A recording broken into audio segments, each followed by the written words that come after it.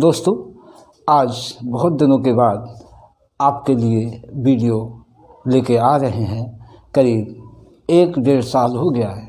उसके बाद क्योंकि कुछ कामों में व्यस्त हो गए थे, इस वजह से आप लोगों के लिए वीडियो प्रस्तुत नहीं कर पाए। साथियों, आज हम बहुत बड़ी वीडियो तो नहीं बनाएंगे, करीब 15-20 मिनट की वीडियो होगी। दोस्तों, हम आपको बता दें कि मौर्य साम्राज्य के प्रशासन के विषय में वीडियो बनाने का प्रयास कर रहे हैं। मौर्य साम्राज्य एक बहुत विशालकाय साम्राज्य था, यानी भारतीय इतिहास में जितने भी शासक हुए हैं उनमें से कोई भी इतने बड़े भूभाग पर शासन नहीं कर पाया जितने बड़े मौर्य राजाओं ने शासन किया था।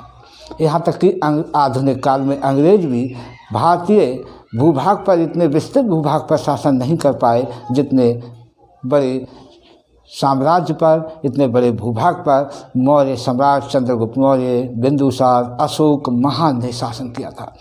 अकबर महान को भी वह भाग्य नसीब नहीं हुआ जो इतने बड़े भूभाग पर शासन कर पाता। मौर्य सम्राटों का शासन आज का पाकिस्तान, अफगानिस्तान, बांग्लादेश, नेपाल का कुछ एरिया, इतने विस्तृत भूभाग पर मौर्यों ने शासन किया। आज जाहिर सी बात है, इससे स्पष्ट होता है इतने बड़े भूभाग पर शासन करने के लिए उनका प्रशासन भी बड़ा सशक्त रहा होगा। आज हम मौर्यों के प्रशासन के विषय में आज चर्चा करेंगे। और मौर्यों का प्रशासन चूँकि बहुत ही विस्तृत है, अगर हम पूर्ण वीडियो बनाई जाए तो वीडियो 1-2 वीडियो में संभव नहीं है। कम से कम 3-4 वीडियो पौन घंटे यानी 45-50 मिनट की वीडियो बनेंगे। लेकिन हमने मौर्यों के प्रशासन पर केवल एक विषय चुना है कि क्या मौर्य राजाओं का प्रशासन कल्याणकारी प्रशासन था, यानी क्या जनतंत्र पर आधारित कल्याणकारी प्रशासन था, लोक कल्याणकारी प्रशासन था। इसी विषय पे हम चर्चा करेंगे। दोस्तों, आइए हम देखते हैं मौर्यकालीन प्रशासन। मौर्यकालीन प्रशासन क्या जन कल्याणकारी लोकतांत्रिक प्रशासन था? एक महत्वपूर्ण विषय है दोस्तों। भारतीय इतिहास में ही नहीं, वर्ल्ड यानी विश्व इतिहास में अगर देखें तो राजतंत्र में, चूँकि राजतंत्र में लोकतांत्रिक व्यवस्था नहीं पाई जाती, क्योंकि लोकतंत्र अलग है चीज़ है और राजतंत्र अलग है। दोनों में प्रशासन की व्यवस्थाएं अलग होती हैं। लेकिन मौर्य सम्राटों का जो प्रशासन है वो राजतंत्र तो था, लेकिन राजतंत्र में भी लोकतंत्र का अस्तित्व दिखाई देता है। यानी मौर्यों का जो राजतंत्र था उसमें उसका आधार ही हमें लोकतंत्र दिखाई देता है। और इसके संदर्भ में हम केवल तीन उदाहरणों को प्रस्तुत करेंगे, जिसके आधार पर ये सिद्ध करने की कोशिश करेंगे कि मौर्य सम्राटों का राजतंत्र लोकतंत्र पर आधारित था। साथियों, हम बताएं आपको कि मौर्य चूँकि बहुत विस्तृत भूभाग पर शासन कर रहे थे, उनका संपूर्ण साम्राज्य 5 राज्यों में विभाजित था।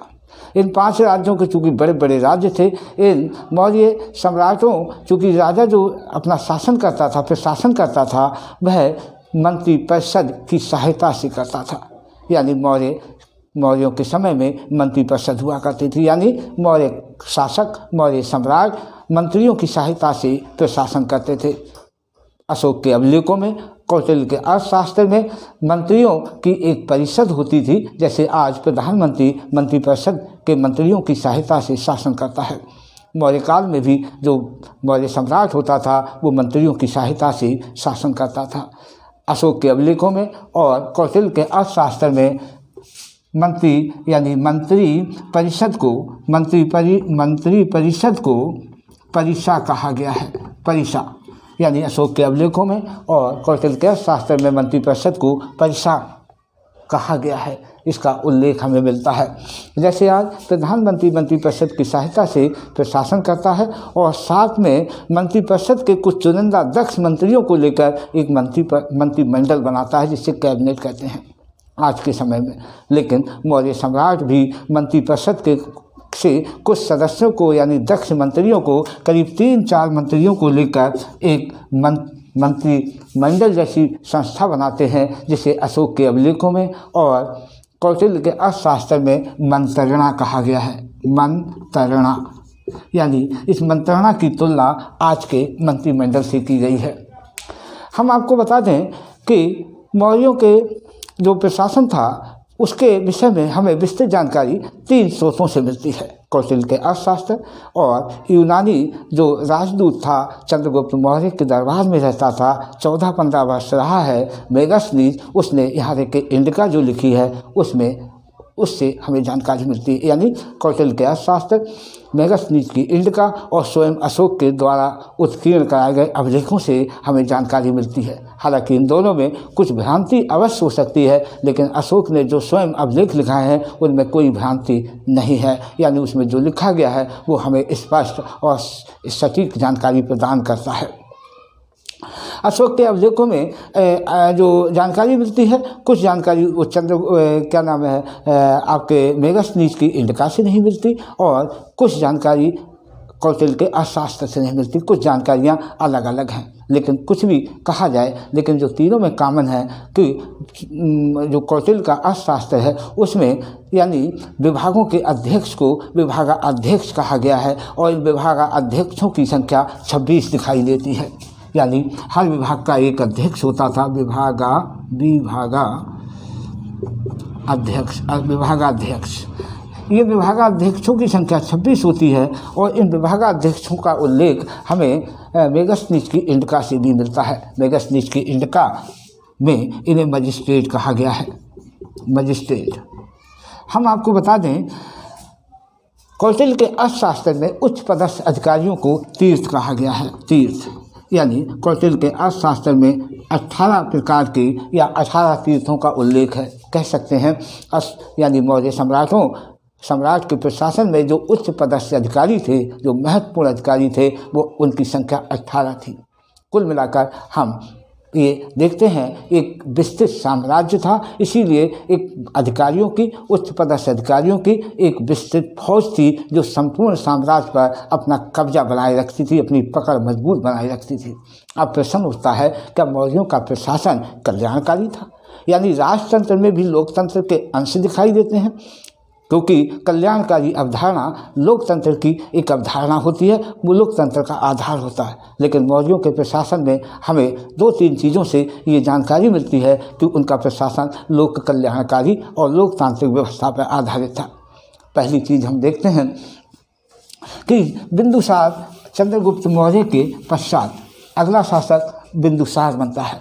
चंद्रगुप्त मौर्य की मृत्यु जो होती है वो 298 BC में होती है और उसके बाद उसका बेटा बिंदुसार शासक बन जाता है। बिंदुसार 298 से लेकर 272 ईस्वी तक ये इसका शासनकाल आता है। किसका? बिंदुसार का। बिंदुसार के समय में 2 सशक्त विद्रोह हुए थे।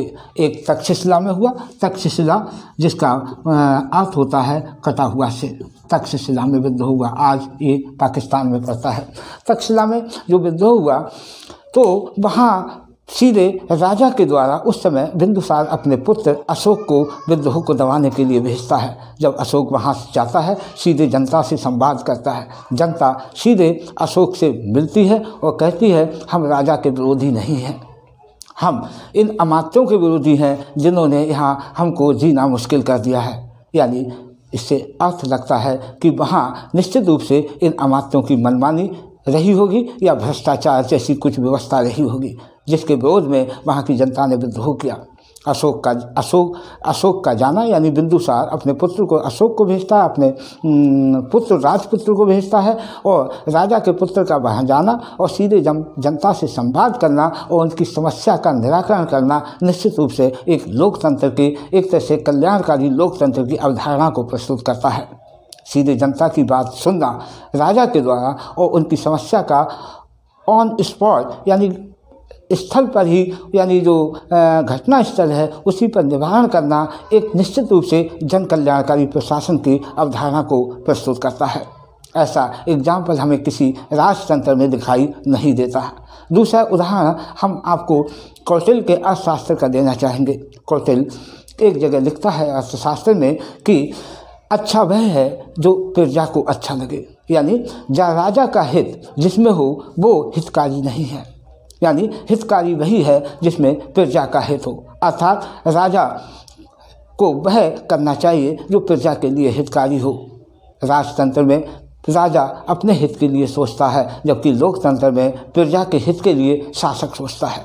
इस कथन से ये स्पष्ट होता है कि मौर्यों के समय में, यानी कौटिल्य के अर्थशास्त्र से, इस स्टेटमेंट से पता लगता है कि मौर्यों का जो प्रशासन था वो जन कल्याणकारी था, यानी जनता के हित में हमेशा राजा सोचता था। और कौटिल्य के अर्थशास्त्र से इस मत की पुष्टि होती है। दूसरा उदाहरण, इससे तीसरा उदाहरण एक और हम बताना चाहेंगे। वो तीसरा उदाहरण क्या है कि दुर्भिक्ष यानी अकाल का पड़ना, अकाल का पड़ना और उसका प्रभाव दिखाई ना देना। यानी कौटिल्य अपने कौटिल्य ने जो अर्थशास्त्र को लिखा है, जिसकी खोज संभवतः 1909 में हुई, उससे पहले हमें इसकी विषय में जानकारी नहीं थी हमारे इतिहासकारों को। 1909 में खोज हुई, उसके बाद इसके अध्ययन के आधार पर ये बताया गया कि यानी कौटिल्य के अर्थशास्त्र से साफ साफ पता लगता है कि मौर्यों के समय में अकाल पड़ते थे, जबकि मेगास्थनीज की इंडिका में साफ साफ लिखा है कि वहाँ पर अकाल कोई भारत में या मौर्यों के समय में कोई अकाल नहीं पड़ता, या भारत में कोई अकाल नहीं पड़ता। जबकि अशोक के अभिलेखों में भी अकाल पड़ने का वर्णन मिलता है। इसका मतलब ये हुआ, और इसके साथ साथ अशोक के अभिलेखों में हमें दो अभिलेख इस ओर इशारा भी करते हैं। एक है शाहगौरा और दूसरा है महास्थान। यानी शाहगौरा ये यूपी के गोरखपुर में मौजूद है अभिलेख, ये गोरखपुर, और दूसरा ये महास्थान ये पश्चिमी बंगाल में मौजूद है। यानी इन दोनों अभिलेखों से ये बताया गया है कि अशोक के समय में जब अकाल पड़ते थे तो जनता में राजकीय कोठारों से निःशुल्क भोजन व्यवस्था को वितरित किया जाता था। यानी जनता में जब कोई अकाल पड़ना, राजकीय भंडारों से जनता में निःशुल्क यानी अन्न का वितरण करना एक निश्चित रूप से जन कल्याणकारी भावना की ओर इशारा करता है। कौटिल्य के शास्त्र में भी अकाल पड़ने का प्रभाव दिखाई देता है, अकाल पड़ता है, लेकिन मेगास्थनीज के समय मेगास्थनीज अपनी लिखा में लिखता है कि अकाल पड़ते ही नहीं है भारत में। निश्चित रूप से यह मेगास्थनीज भ्रमित हुआ दिखाई देता है। कैसे?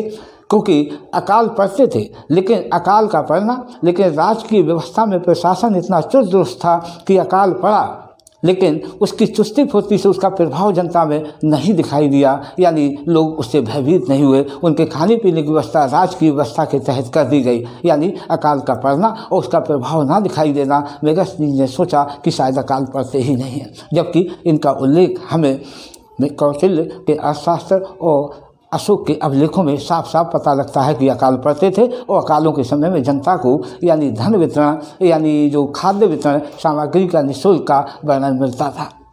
इससे इन सब चीज़ों से, तीनों तथ्यों से हमें निश्चित रूप से ये स्पष्ट हो जाता है कि अशोक का जो प्रशासन था वो जन कल्याणकारी था, हमेशा जनता के हित में निर्णय लेने वाला प्रशासन था। ये यानी उस समय मौर्यों के समय में राजतंत्र होते हुए भी लोकतंत्र के भरपूर अंश दिखाई देते हैं जो जन कल्याणकारी व्यवस्था पर आधारित थे। तो एक मौर्यों का प्रशासन राजतंत्र में एक अद्भुत व्यवस्था थी, जो कि भारत के ही नहीं विश्व के कई राजा हुए हैं, यानी बहुत सशक्त महान राजा हुए हैं, उनके यहाँ ऐसी व्यवस्था देखने को नहीं मिलती है जो जनहित से संबंधित या जन कल्याणकारी या लोकतांत्रिक व्यवस्था पे रही हो। ये ऐसा अद्भुत उदाहरण मौर्य सम्राटों के विषय में मिलता है। और अशोक के बारे में कौन नहीं जानता, अशोक महान, जो कि दुनिया में बहुत सारे महान हुए हैं, लेकिन अशोक महान उन सब में अलग होता है, यानी इसकी कैटेगरी ही अलग होती है। दोस्तों, आज की वीडियो के लिए इतना ही। अगली वीडियो में फिर मिलेंगे। आपको हमारी वीडियो पसंद आई हो तो सब्सक्राइब करिएगा, और अब आप तक वीडियो हम जल्दी पहुंचाते रहेंगे। बहुत बहुत धन्यवाद।